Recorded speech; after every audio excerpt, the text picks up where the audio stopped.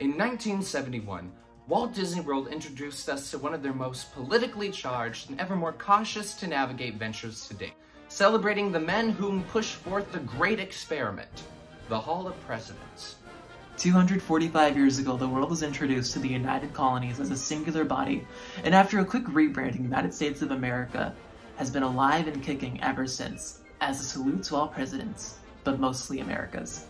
And as our personal duty as American people, it is our sacred and constitutional right and obligation to criticize and hold a magnifying glass to every single leader of the free world we've ever had. So, much like the Hall of Presidents, it's time to look back this 4th of July at the men on stage and hold a match to each and every one of them to find the truth that's marching on in this, our Hall of Presidents, where no Democrat, Republican, Federalist, or Whig is safe. Before we begin, it's important to note that 12 of these American leaders owned enslaved peoples, and those are George Washington, Thomas Jefferson, James Madison, James Monroe, Andrew Jackson, Martin Van Buren, William Harrison, John Tyler, James Polk, Zachary Taylor, Andrew Johnson, and Ulysses S. Grant. That being said, in order.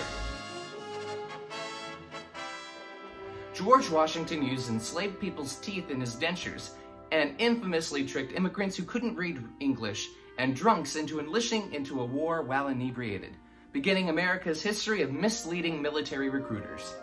With the Sedition Act and the Alien Act, John Adams made it illegal to criticize the United States government. Thomas Jefferson famously forced himself onto one of the enslaved people of whom he laid ownership to, Sally Hemings. James Madison willingly allowed slavery to be written into the U.S. Constitution.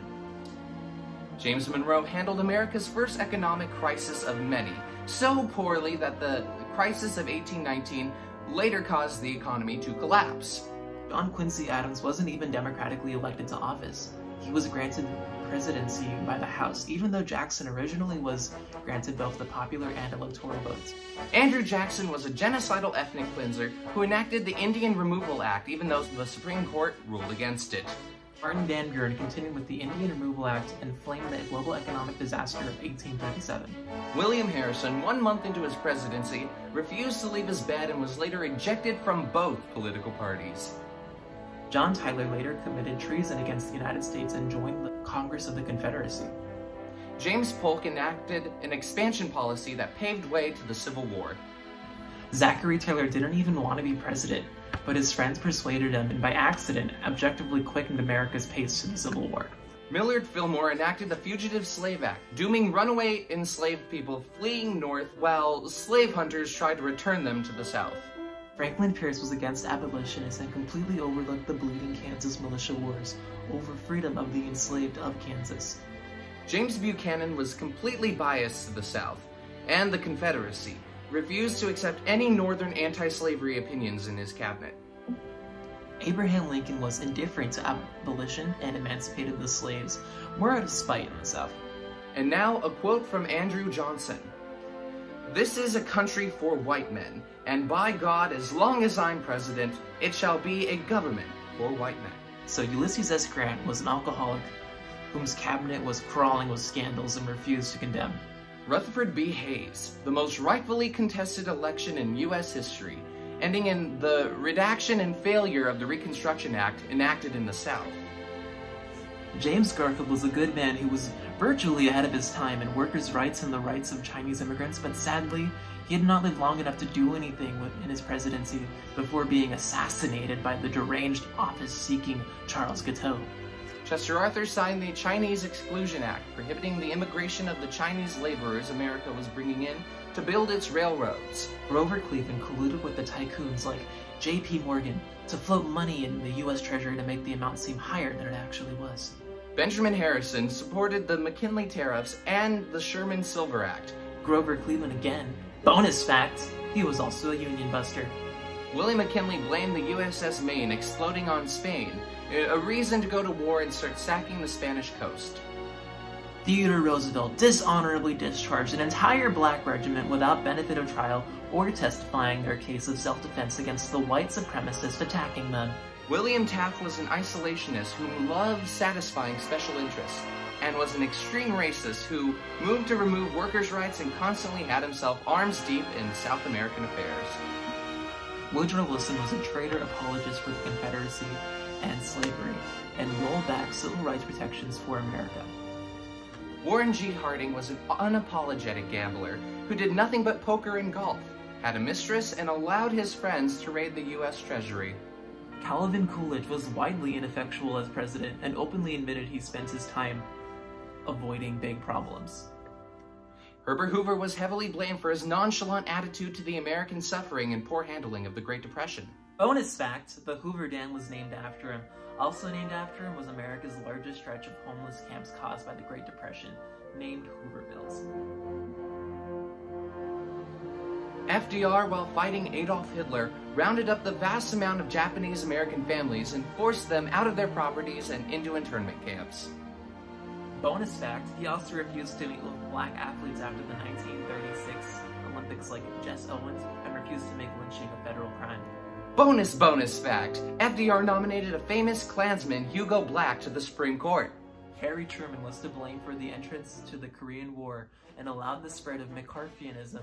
It is argued whether Japan surrendered before or after the atomic bombs were dropped onto Japan. Dwight D. Eisenhower backed a regime in Vietnam that refused democracy, and again didn't rein in McCarthy's House Un-Americans Committee that was destroying American lives throughout the country. Bonus fact, Eisenhower's CIA overthrew Iran's democracy to install a dictator because Iran tried to remove foreign control of its oil fields. JFK caused the Cuban Missile Crisis by putting missiles in Turkey aimed at Russia, causing Russia to put missiles in Cuba aimed at the US. He also escalated the Cuban Missile Crisis by forming a blockade around Cuba to refuse any ships from entering Cuban waters. Having no legal right to do it, he was technically doing an act of war. Lyndon B. Johnson was a foul-mouthed racist, constantly at odds with Martin Luther King Jr. and the Civil Rights Movement.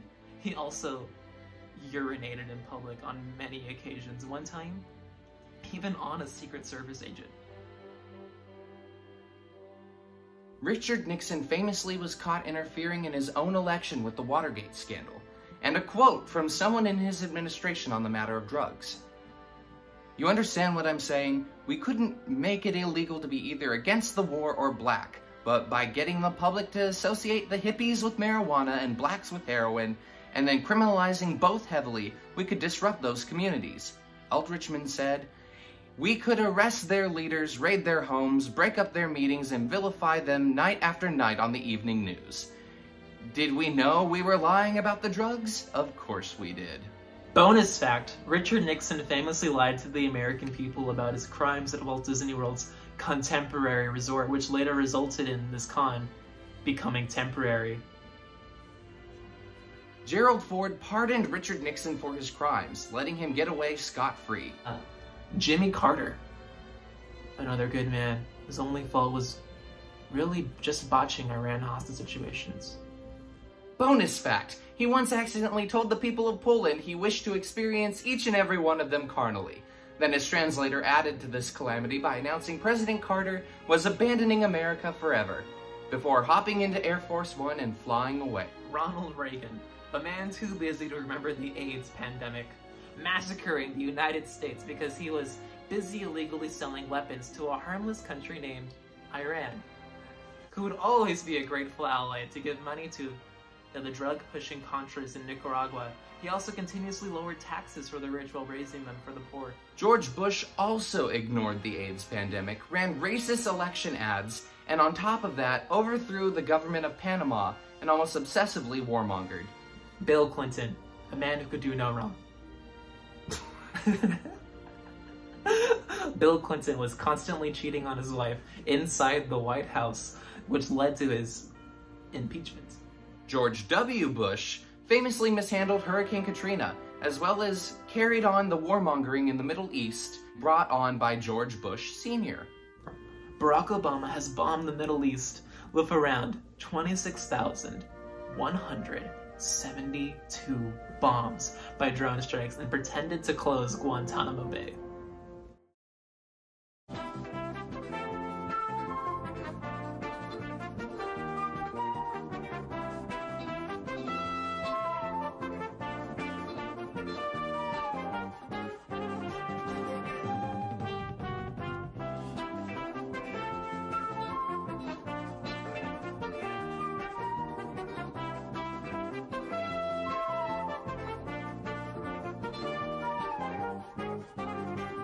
Biden, in his first few months as president, has already carried out 2 different airstrikes on Iraq and Syria. My fellow Americans, this has been the Hall of Sin. Happy 4th of July from my state to yours.